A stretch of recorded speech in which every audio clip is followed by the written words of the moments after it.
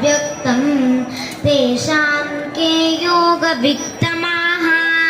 श्रीभगवानुवाच मय्यावेश्य मनो ये मां नित्ययुक्ता उपासते श्रद्धया परयोपेताः ते मे युक्ततमा मताः।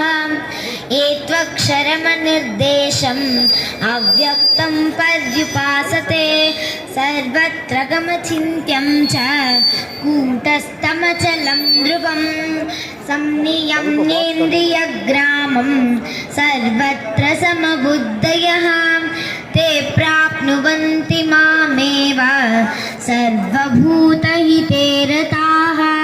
क्लेशोऽधिकतरस्तेषाम् अव्यक्तासक्तचेतसाम् अव्यक्ता हि गतिर्दुःखं देहवद्भिरवाप्यते।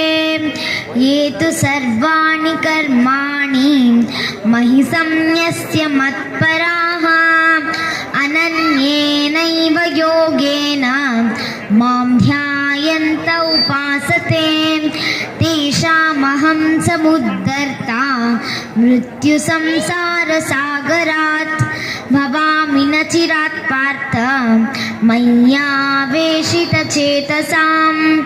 मय्येव मन आदत्स्व मयि बुद्धिं निवेशय निवशिष्यसि मय्येव अत ऊर्ध्वं न संशयः।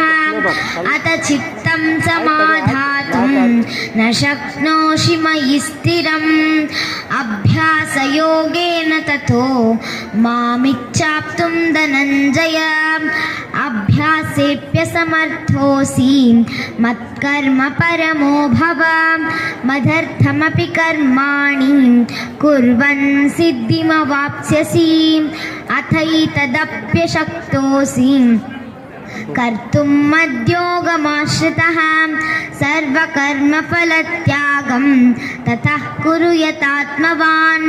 श्रेयो हि ज्ञानमभ्यासात् ज्ञानाध्यानं विशिष्यते ध्यानाकर्मफलत्यागः त्यागाचान्तिरनन्तरम्।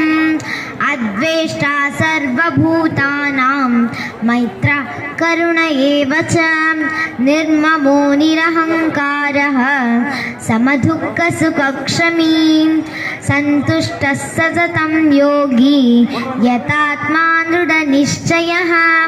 मय्यर्पितमनो बुद्धिः यो मद्भक्तः स मे प्रियः। यस्मानो द्विजते लोकः लोकानो च यः हर्षामर्षभयोद्वेगैः मुक्तो यस्य च मे प्रियः। अनपेक्षशुदुर्दक्षः उदासीनो गतव्यतः सर्वारम्भपरित्यागी यो मद्भक्तः स मे प्रियः।